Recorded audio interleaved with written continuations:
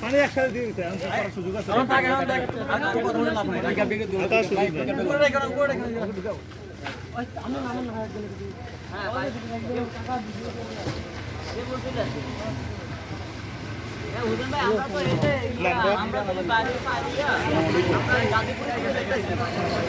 পরিবার আছে, তিনটে পরিবার।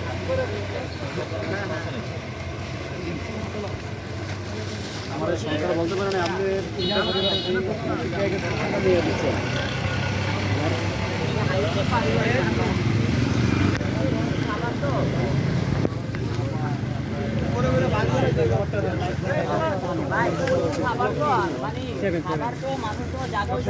আর শিশু বাচ্চা আছে তো এই জন্য আপনি জায়গা হইতেছে না, খাবার তো আসতে পারলে তো